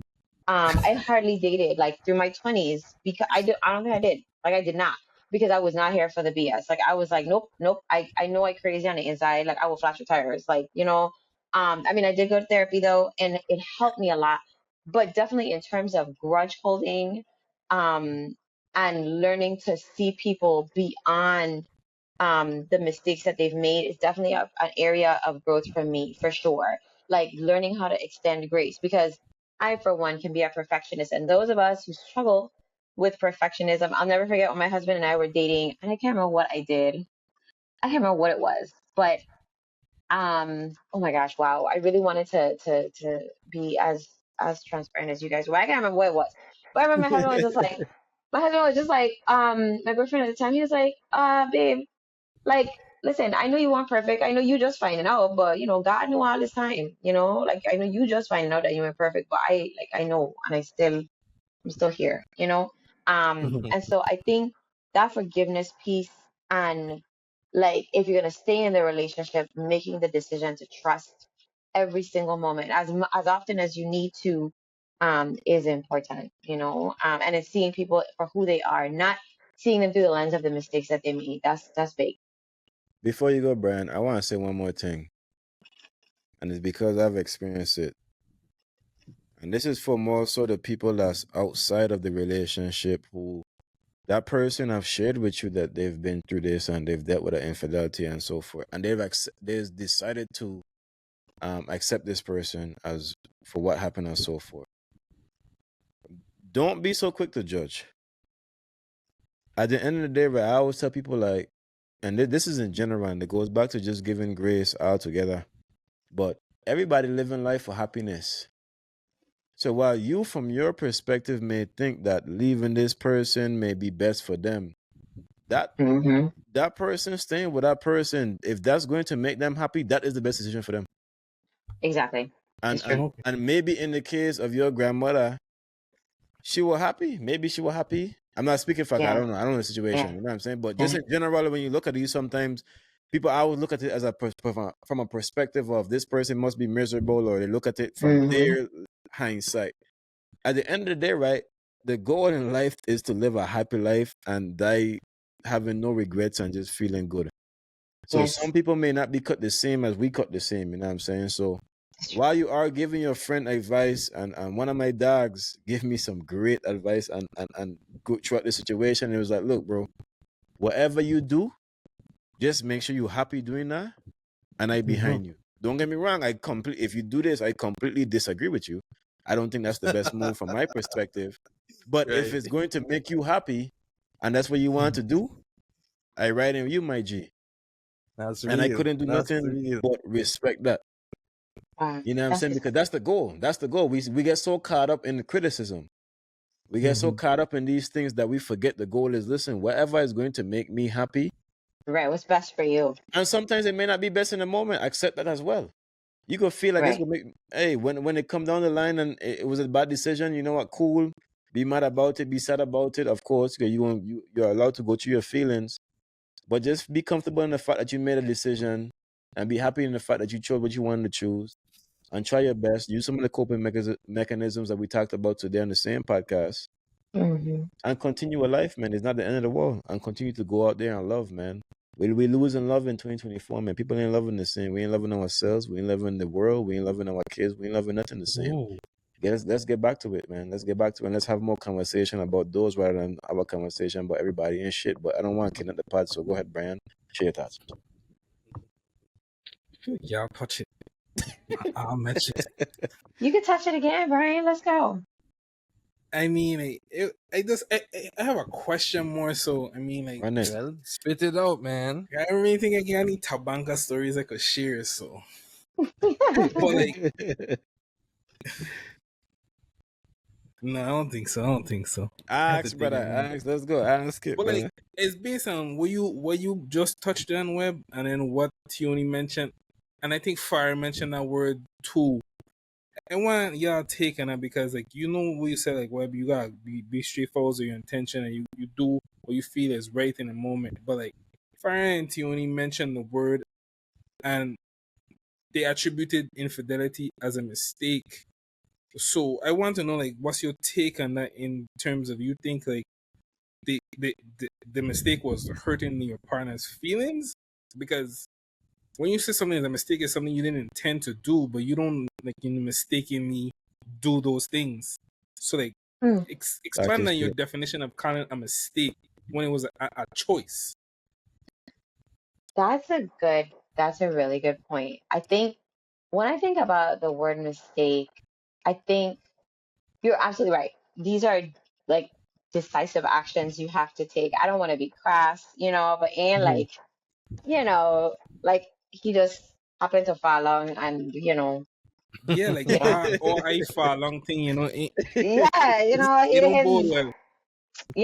His, I try, because, I don't sing in church. I gotta behave myself, like, Mhm. it's not like you just fall along in the bed and I just end up together, like, you know, but I think when I say the word mistake, I definitely think about just lapse in judgment, um, you know, like the situations that I know about is like, okay, well, like he or she was out drinking and like they probably they were doing too much. And yes, they made the decisions to do what they were doing, entertain this woman or this man. But mistaken the terms of like when you sit them down, this person, right, who made Mhm. this mistake, they're sober, they are in their right minds, and on a regular day, you ask them, did you intend to hurt your spouse or your partner? Did you want them to go through? They would tell you no, right? It wasn't their Mhm. intention. I'm sure Mhm. Tafari could share, like, when you ask me point blank, period, like, hey, did you mean to put your spouse through all of this? A person would tell you no, of course not, because they love this person. My life is connected to this person. We have kids together. We are building a life together. So when I say Mhm. mistake, it's more of a lapse in judgment. Not so much you know what you were doing, but more so like that lapse in judgment. You kind of let your guard, you not kind of, you let your guard down, and you made a stupid decision. Okay, And for like for when I for, say, for how oh, let me ask a question before you go far, right? Just so she could stay on the where I was going as well. I like how you said that. Remember how you said that these things lead up to this point. So would you say that that also pairs with the state of the relationship at that point? Because like how you mentioned, like I like how you speak highly of your husband, how much you love your husband. So in a scenario where you're out because you live in love, you have the active communication, you have a glass or two of wine or whatever, what have you, a drink or two. There can be people there in that scene trying to entertain you, but you live in your truth with your marriage and you love your husband. You're That's true. in that state and you're thinking about getting home to him. Right. So would you also say that determines the state of the relationship? Because you don't just go out and be like, I tipsy, and the first thing that present themselves to me, I'm gonna make a mistake. You check, like, That if that's a you really very live in your love, you going home like, I feel in this type of way and I know who gonna love me the right way, and that person is yes. at home. You know what? That's an excellent point, Brian. I definitely want to make sure to give room to Tafari to share, but that is an excellent point. Like, Mhm. I think, and definitely not just a reflection, because it very well could be like if I stress in my husband stressing me out, I'm just like, oh my God, it's very dissatisfied, feeling like we're not connecting. Mhm. Definitely me being willing to entertain other men could definitely be a reflection of the vulnerabilities or the weaknesses in my relationship at any given point. However, it can also be because in our relationship could be great. I've been in situations where a woman will be saying, listen, I mean, I can't complain at all. My husband is great. It Mhm. also could be an indication of that person's immaturity. I think Webb referenced it earlier because you can have a great relationship, like nothing wrong at all. I know ain't perfect, but we chilling, we good, we blending, ain't nothing wrong. But because I may not have the tools to manage pressure well, or my expectations of myself are not being met, something within myself, a deep insecurity maybe, that I never have dealt with or something like that, could also be like kind of like what leaves me open to entertaining those people that opposite sex that leads me down the path of infidelity. So it's a really good point. Like, yeah, it could be a relationship. I'll beefing, just things rough, just like Tafara was saying, like, things rough and I go in and do this thing. Or it could just be me myself. Like I'm just being selfish and I'm not doing what I'm supposed to do. And I feeling pressure, I feeling insecure, not because of my marriage, but just because I haven't dealt with some of these issues that I may have in my own self. All right. Nice. So yeah, what I was gonna say, Tafari. when I say when I say mistake, I more so meant like a regretful action. Obviously, intentional in the moment, intentional for the time, but sometimes you don't even realize you didn't necessarily want something after you already got it. Like, and I guess they always say, don't chase that 20% and leave the 80 behind. Sometimes Yeah. people go for that 20%, Yes. thinking that's what they want, thinking that this is what they're missing, and after they get that 20% and experience that 20%, they're like, God damn, why did I even do this in the first place? I mean, similar to I'm sure a lot of men could relate. Like the first time you masturbate, you after you reach to that point, you kind of just feel disgusted with yourself and it's like, God damn, how did you even get that riled up? I all of that, and after you I get that mean, post clarity, it's like, dude, you just a menace, dude. What's going on? So after you after you reach Yeah. and get that what you thought that you desired, you thought that it was glitter, you thought that the glitter gold was gold, you realize it really was just it wasn't what you expected, and it's really not what you actually wanted. So yeah. that's what I meant by mistake. I wanted to highlight some. I'm gonna keep it real on the pod. Yeah, I could disagree with me, don't disagree with me. I want to keep it real on the pod though. So Brian asked two different questions in a sense. He asked the same question but two different ways.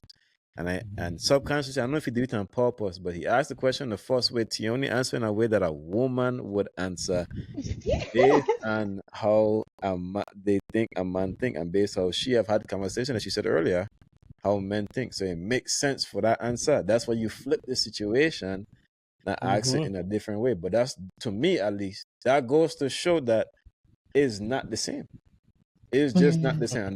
And to me, and you can correct me if I'm wrong, Tionee, in my opinion, your answer is why most women will be more willing to accept a man who goes out there and cheat than a man would. Because I don't think a man would answer in the way you answered. Well, tell me how they will answer. A man is no mistake, because in our head, You it don't meant to matter do if it. you were drunk, it don't matter what was going on, because in our head, most of the time, a woman is not going to have a one night stand with a man if she just drunk for the night. It's true. Right. I agree with that. I agree. Though, I That's what I was ain't going to say. and the crazy thing about it is even though I could sit on here on this pad and count, not count how many women I had one night stands with, you know what I'm saying? But at the same time, in our head, we thinking about it like, I know how much work and what I had to do to get this girl to get to me. So now, if I thinking about it from my woman, I'm thinking about as the man, like how I had to convince this girl to feel about me to get her to cheat on her man. Yeah. Because I didn't just have to just convince you. Won't realistically, you won't really just, in my opinion, and this is my thought process. You wasn't just horny and decide, you know what, this is the partner, I just gonna have sex with him. No, I had to come out here and I had to put on my best game. First of all, I had to look good enough so in your mind I look good. That's one part right there. Then secondly, I had to sit on here and have some kind of talk game and give you advice that, you know what, I could really see myself sleeping with this dude. On the contrary, as a man at certain points, and I don't just talk for myself because I've been there. As a man, I could just look at this woman and she just look good. It don't matter what she have in her head. It don't matter if she got a job. It don't matter if she got a car. It don't matter what the hell she have going on. Nothing. I just going to sleep with this woman and that's it for the night. She can't even sleep in my bed before she wake up. She's out of there by the dead day. To me, in my mind, that to me that don't exist. It does exist, obviously, in some women, but to me that don't exist in most women. That's why I feel like That's not for typical women, for sure. you know what I'm saying? So for some women, I feel to me they would more willing to accept it as a mistake, like I was drunk, because they know naturally a man more willing to drunk and fall. A woman drunk might not fall that easily. I'm telling you, like I said, I'm down this hill. They're not gonna fall that easily. It have to be So something. then, I guess my question to that is, which very, very, very engaging conversation. Great, very insightful for me, for sure. I think, you know, with that, because I definitely, I don't disagree. I agree with what you're saying, and Mhm. I thank Brian for sharing those questions to get us kind of critically thinking along these lines. So then that decision that men make, like, okay, in a split second, like, okay, like you said, where I could just see a woman, she look good, and I'd be like, I want to smash, and you smashing. I mean, if she go for it. Mhm. But then what is it about, like, what is it, just a biological or physiological type thing that would cause a man, like, he's in a committed relationship, he's not thinking that anything's wrong with his relationship, he's not upset about anything, he just gonna do it because why? So, and that's why it goes back to say I still blame men for doing it because Mm, I feel like we intentional. But I'm gonna tell you as a man myself who has done it. Yeah. In my opinion, it's hard, and I don't know how hard it is for women, but it's hard. Like I'm not gonna yeah. lie to you, it's really hard. So Like it's you don't hard to really be in What a I relationship will with one say, woman. no, what not I even would being say. a relation. Go ahead, Fabio. Go ahead. Let me see if you can Yeah. explain a little better. Go ahead. Oh no, I ain't explaining at all about what you saying. What I was going to say Okay, wait. So is let me it finish. Let was me Let finish. him hard. finish. Okay, Okay, so let me finish. In my opinion, as a man who's been around, I don't want to say like that. Hold on. Let me tell You you something sound on Come True podcast, right? like a floozy. Yeah, that's so crazy when I say it like that. but it's true. It's not as bad as I'm making it seem. I've done my dirt, but it's not that crazy for real. But You're a seasoned gentleman. I feel like for sometimes a lot of men don't really get that serious about the women they dating. They just go out and you date who you can sometimes. When you find out one that you really, really like, I don't think it's that hard. I think the problem is a lot of us don't really like these girls as much as we think, and we not that Mm. let's be real, and we that Yeah, That's yeah, yeah, self-aware, true. yeah. and then we become much more easier to fall. Like, don't get me wrong, we do like the girl, but when that pressure come, and I do think it's some biological pressure. I think automatically when you see a girl, that's why when I tell people when man go out and talk, it don't matter if he's the most loyal man in the world, he gonna talk about these women and how they bum look good and this and that. I You agree. have You this, got, yeah, for so sure. that's naturally going to happen. And I think it's naturally that you're going to be sexually attracted to this person, whether or not you have a partner or not. I feel like sometimes you don't really like your girl that much because we don't have the freedom of choice like women do. Mhm. And you're more likely to fall. And then let's combat that with the fact that, not combat it, but combine that with the fact that you have all these insecurities, you're not that strong of a person, you don't have these values. You could end up in that position where you really Easily. Yeah. fall. Hmm. For You sure, for fall. sure. So then it becomes like it's really that's where you get a man them where it's like, cause some man them gonna cheat and they ain't gonna back back, you know. But then you get them other Yeah. man who gonna cry and say they gonna kill themselves, unalive themselves. We gotta edit that out. But unalive themselves and all these things because they realize after the fact, like, man, this was really not worth it. They really just folded in that moment. I Mhm. really and wholeheartedly believe that partly is a biological thing. But I do not excuse the behavior because, like I shared earlier, you made this commitment. You have consciously made Mhm. this commitment to your woman. So if you fall, though I could sit on here and talk biologically, you fold on your commitment. You did not stand on your word. You know what I'm saying? Exactly. Mhm. I don't know You if that gotta answered lay the in the bed question. now. Yeah. I You was gonna disagree? say I do think that it's no, I disagree. I gonna go to my disagreement, but I definitely do think that there is a biological difference. I mean, if you just look at the fact that women can only bear one child a year unless they have twins in within their womb at the same time, and men could Facts. technically conceive every single day of the year with 365 Multiple different times. women. That kind of Yeah. speaks to just the biology of it, and that kind of, I guess, played a role throughout history, and in that mindset, it's part of the biology and what we able to do. So, and then men, so I do agree with that point. Now, what I don't agree with is that your word is your word. Your word is your bond. If you go into a relationship, you are giving your word, even if it's just a girlfriend. For me personally, I've never found it difficult to stay faithful. Now, to be fair, I ain't fully innocent, because I have done my fair share of flirting and other things like that. But I never put myself in a situation to actually get to something physical or something serious. So I don't necessarily think that it's that difficult of a decision to just not put yourself in that situation. But I do think, though, I get slightly agree with you, Webb. If you are in that situation, it is much easier to make that decision, especially like if you drinking, a woman throwing herself on you, and it's tensions rising, pressure building. It is easier for a man to go do that, which is why, knowing this as a man, I try not to put myself in that situation. I would hold a Go while, for it. grab my Facts. drink, and relax on the side while my boys do their thing. I try not to even engage in things like that. So, but that's with knowing, I guess, how a man thinks, and how simple it would be if you get into that situation. Like if you somewhere, a girl trying herself on you, and they trying to literally give you fellatio or do something. In that situation, that is hard to say no. At that point, you are thinking with your penis. At that point, you are thinking with your penis, which is why, guys, Pretty in much. a relationship, try not, don't get yourself in that position. My gosh, that's hard for any man to say no. So, yeah, you gotta be mindful and intentional Man. about the steps and movements you make. That's good stuff. True, Good. true, All true. right. With But that, fire, I feel like you. go ahead, Let me Brian, go close ahead. it. No, Yes, no, Brian. talk your No, shit, No, man. no, Talk your Tell us, shit. tell us, tell talk us. your shit, dog. I feel like what? Talk Yes. your shit. Talk your shit.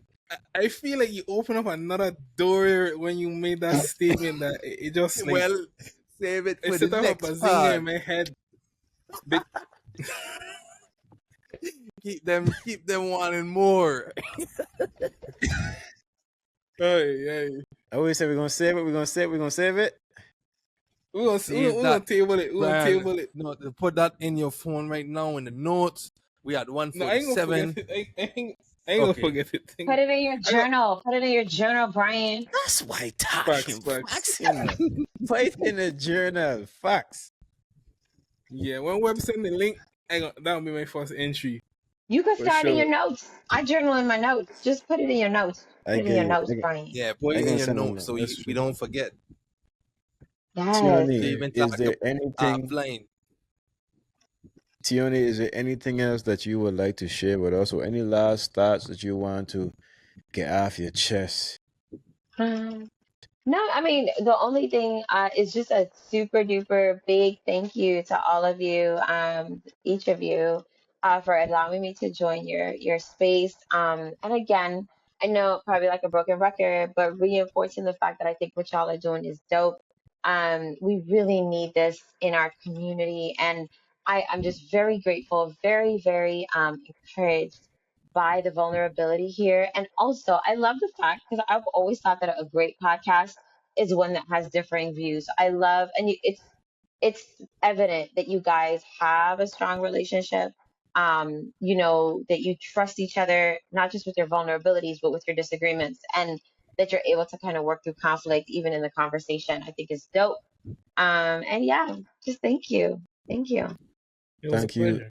Yeah, thank you. Thank you for coming on, and thank you for being vulnerable and sharing your story with us as well. We For really sure. do appreciate your insights. And to be honest, our connection took years and years and years to be able to build, you know what I'm saying? So yeah, and for those who've been following the podcast from day one, y'all have seen the disagreements. Y'all have seen, like I said, we're not coming on here and we putting on a persona. Like, these guys know, like, offline, I go into them and say, yo, today I feel like shit. I don't even feel like padding. I go into depression, whatever the case may be. And then we gonna still come on and pad and rock it, you know what I'm saying? No, we So don't. like Suck it up. Let's do it. Just kidding. We so don't say that. nah, this is real time conversation, and I want to highlight what you are big enough up about. This is what it's about. You know what I'm saying? This is the main goal of our platform, to be able to start these conversations, as well as being the example that we can come on here and talk. Like Tafari has shared. I don't think people taking this shit. Aye. Maybe they, oh my god. Like Tafari has shared. And I don't know if people taking it serious, but we are really sharing some things on this podcast that we haven't shared with each other. Like, we discovering new things, and as soon as they share it, I go right in the group text and say, "What? So the man wasn't gonna tell me about this hair before the podcast." You saving You too much things, man. know what I'm saying? But it's real time, and we appreciate your insights, and we appreciate you being vulnerable and you disagreeing what you have to disagree with. You know what I'm saying? At the end of the day, I tell people all the time, all of us could have opinions. Choose what opinion you decide that works for you in your life, and be happy and stand behind that. You know what I'm saying? And don't be scared to change your opinion. I think I've said it in the first few parts. Like we're gonna come on here. I might change my opinion mid pod. Like, I might be Tionee might have said something, like even like the Converse Samuels thing. You change my perspective a little bit. I look at it a little bit differently. You know what I'm saying? Like, this is real time being able to change your mind, and real time active listening, and coming from a place of understanding rather than just talking to get your point across and inflict your opinion on somebody else. This is back and forth deliberation to be able to decide what is going to be the best thing to work for us, and to be able to get us to the next point in life. So when y'all listen to the Come True podcast, and y'all listen to Tionee, y'all listen to Brandon, y'all listen to Fire, and y'all listen to Mr. Luxurious, whoever you don't know again, make sure y'all listen with that intent, not to just blindly believe, but to take what you think is the best application for your life, and then apply it, and maybe spin back and say, hey, I didn't like this. And if you don't like it, comment, because you might change my mind about something, you know what I'm saying? So comment and True. let us know how you feel. Come true But to the once again, comments. once again, we appreciate you coming on. Hopefully we get to see you again. Sure. You've been a great Always happy influence. to join. Always happy. Of course. Any more closing words? Oh man. I just Thank y'all pray for God coming through. blessings. Oh, yeah. Thank you. Peace over the heart. Peace Yes. over the heart. For sure. Peace and God's blessings. Thank y'all.